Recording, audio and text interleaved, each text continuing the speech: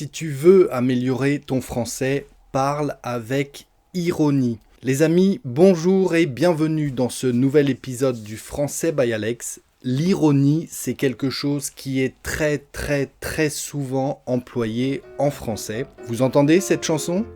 Vous avez été des millions à me la réclamer. C'est en effet la petite musique d'introduction de mes anciennes vidéos sur la chaîne. Vous avez été des millions à me réclamer cette musique. C'est de l'ironie.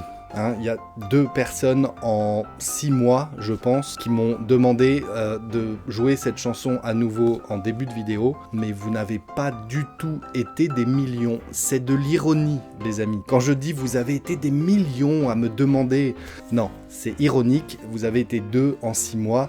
Et je vous en remercie. À ces 2 fidèles, je les remercie. Les amis, aujourd'hui, je vais vous expliquer comment utiliser l'ironie au travers d'expressions courantes, d'expressions de tous les jours.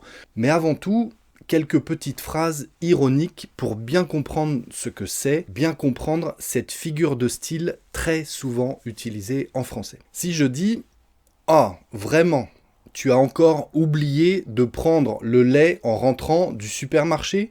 Tu as vraiment une mémoire d'éléphant, toi. Hein. Une mémoire d'éléphant, c'est une expression qui signifie avoir une excellente mémoire. Eh bien là, on veut dire le contraire, c'est de l'ironie. Tu as encore oublié le lait en rentrant du supermarché, oublié d'acheter du lait. Tu as vraiment une mémoire d'éléphant, toi. Hein. Non, justement, tu n'as pas du tout une bonne mémoire, donc c'est de l'ironie. Un autre exemple, vous savez sur l'ordinateur, quand vous faites des mises à jour de logiciels, souvent ça prend du temps, et vous avez l'impression que ça sert à rien. Exemple avec ça. Oh, super, une nouvelle mise à jour qui va sûrement régler tous les problèmes de l'ordinateur, comme les 50 précédentes mises à jour qu'il y a déjà eu. Ironie parfaite quand on dit « Oh, super, une nouvelle mise à jour, je suis content ». En fait, non, je suis pas du tout content, ça m'ennuie, ça me fait perdre mon temps. C'est de l'ironie. Eh bien, dans cette leçon, les amis, je vous propose 9 exemples de réaction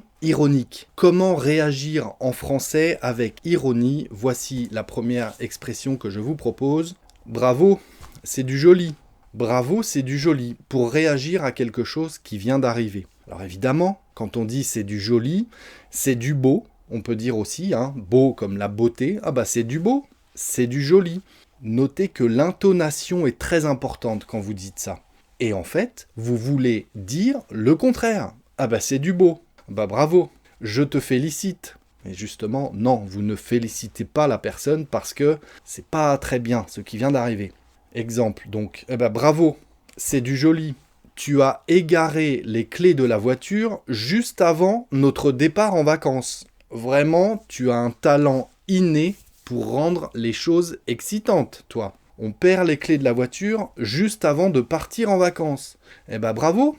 C'est du joli, c'est du beau, c'est de l'ironie. C'est une réaction ironique pour dire que vous ne félicitez pas la personne. Deuxième expression du jour. On peut dire aussi « bien joué ». Bien joué, bien joué. Tu as réussi à effacer par erreur tous les fichiers importants juste avant la réunion hebdomadaire au bureau. Ton sens du timing est une source d'inspiration pour nous tous. Tout ça, c'est ironique. Bien joué, c'est évidemment ironique, vous comprenez, je pense. Tu as réussi à effacer par erreur tous les fichiers importants juste avant la réunion hebdomadaire au bureau. Ton sens du timing, c'est exactement le moment où il ne fallait pas faire ça. Donc, ton sens du timing est une source d'inspiration pour nous tous. Tu as le don pour faire les choses au mauvais moment. Bien joué, bien joué.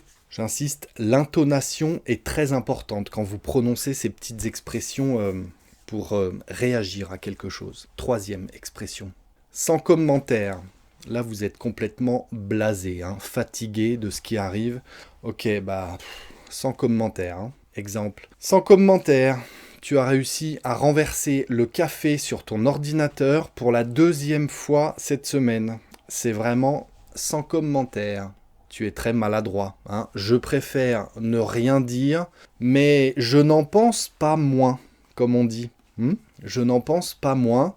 Sans commentaire, je préfère garder tout en moi plutôt que de dire, de commenter ce qui vient d'arriver. Sans commentaire, hein, tu as réussi à renverser le café sur ton ordinateur pour la 2e fois de la semaine. Eh ben, bravo, hein, c'est sans commentaire, hein, vraiment. 4e expression du jour.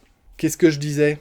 Eh ben, qu'est-ce que je disais ? Ça aussi, c'est ironique. Qu'est-ce que je disais ? Tu as encore oublié de charger ton téléphone avant de partir ce matin. Résultat, tu n'as plus de batterie, comme on dit. Hein, tu n'as plus de batterie, donc on ne peut plus t'appeler, donc bravo. Hein. Qu'est-ce que je disais ? Ça veut dire, je te répète tout le temps qu'il faut charger ton téléphone avant de partir le matin. Hein. Tu le branches la nuit, tu te débrouilles, mais quand tu pars le matin, le téléphone doit être chargé. Qu'est-ce que je disais ? C'est une forme d'ironie pour dire, tu comprends ? Répète ce que je te répète tout le temps. Il faut charger son téléphone. Qu'est-ce que je disais ? Tu as encore oublié de charger ton téléphone. C'est une forme d'ironie également. La 5e expression du jour. Alors ça, c'est la meilleure. Ah bah ça, c'est la meilleure. Quand on dit c'est la meilleure, en fait, on veut dire c'est la pire chose qui pouvait arriver, en quelque sorte. Exemple. Alors ça, c'est la meilleure. Tu as réussi à perdre ton portefeuille juste avant de m'inviter au restaurant ? Eh bien, on ne m'avait jamais fait ce coup-là.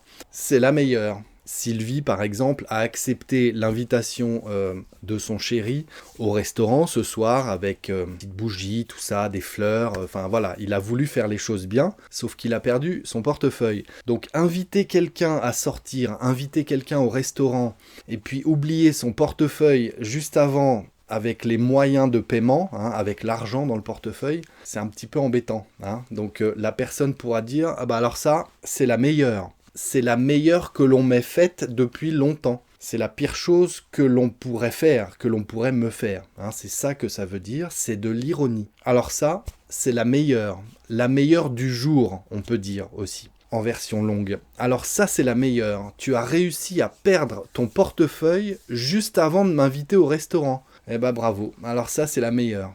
Parfaite forme d'ironie. J'ouvre une parenthèse rapidement. Quand j'ai dit tout à l'heure sans commentaire, je suis obligé de faire le lien avec cette expression. Je vous invite en commentaire à m'écrire des exemples, les amis. Et si cette leçon vous plaît jusqu'à présent, les petits pouces sont les bienvenus.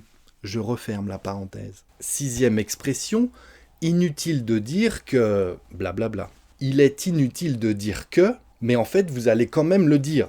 Hein, c'est une forme d'ironie. Tu es en retard et du coup j'ai attendu 1 heure sous la pluie. Inutile de dire que ça m'aurait bien arrangé que tu arrives à l'heure, pour une fois. Vous voyez, le ton dans la phrase, c'est bourré d'ironie. Tu es en retard et du coup j'ai attendu 1 heure sous la pluie. Inutile de dire que ça m'aurait bien arrangé que tu arrives à l'heure, pour une fois, parce que je suis trempé maintenant. J'ai attendu 1 heure sous la pluie parce que tu es arrivé en retard. D'accord ? Inutile de dire que ça m'aurait bien arrangé que tu arrives à l'heure, pour une fois. Inutile de dire que, et après vous le dites. C'est une parfaite forme d'ironie. Le 7e exemple, qui est une litote. J'ai fait une vidéo sur la litote il y a quelques temps, je vous invite à aller la voir, juste ici. La litote, la plus connue, c'est pas mauvais.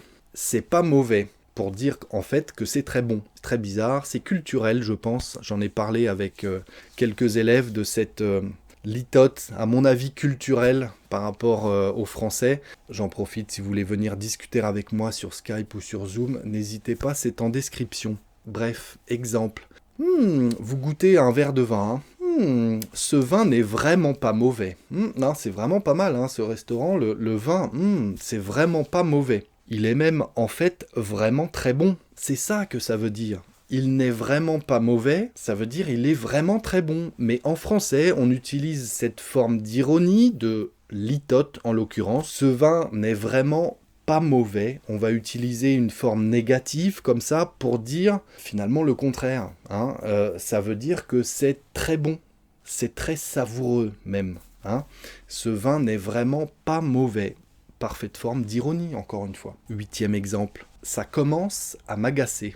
Ça commence à m'énerver, ça commence à m'agacer. À chaque fois, à chaque repas, c'est moi qui fais la vaisselle, je lave toutes les casseroles, ça commence à m'agacer. Vous pourrez m'aider parfois. Pourquoi je dis ironie ? Parce que ça commence à m'agacer. En fait, si vous le dites, c'est que ça ne commence pas. Ça fait un moment, ça fait longtemps que ça vous énerve et enfin vous le dites. Quel que soit l'exemple, quel que soit le contexte, quand vous dites ça commence à m'énerver, ça commence à m'agacer, ça veut dire que vous n'en pouvez plus, vous devez le dire tellement ça vous énerve. Donc en fait, ça ne commence pas, ça fait déjà un bon moment que ça vous agace. Donc c'est une expression ironique comme ça commence à m'agacer, ça commence à m'énerver. En fait, ça fait un moment que ça vous énerve. Voilà, à chaque fois, à chaque repas, c'est moi qui fais la vaisselle, c'est moi qui lave toutes les casseroles, ça commence à m'énerver. En fait, j'en ai marre tellement ça fait longtemps, ça m'énerve. D'accord ? Ça commence à m'agacer. Le 9e et dernier exemple pour aujourd'hui, mais il y en a plein d'autres, je vous assure. Ça me fait une belle jambe. Ça me fait une belle jambe, une jolie jambe, mais on dit une belle jambe. C'est une expression qui signifie « je m'en fiche ». Peu importe, ce n'est pas important.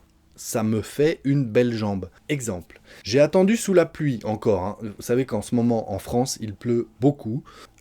J'ai repris le même exemple que tout à l'heure, tellement ça pourrait arriver en ce moment, tellement il pleut souvent. J'ai attendu sous la pluie pendant 1 heure. Tu devais venir me chercher. Tu peux me dire que tu es désolé maintenant, mais ça me fait une belle jambe. J'ai attendu 1 heure sous la pluie à cause de toi. J'ai attendu sous la pluie pendant 1 heure.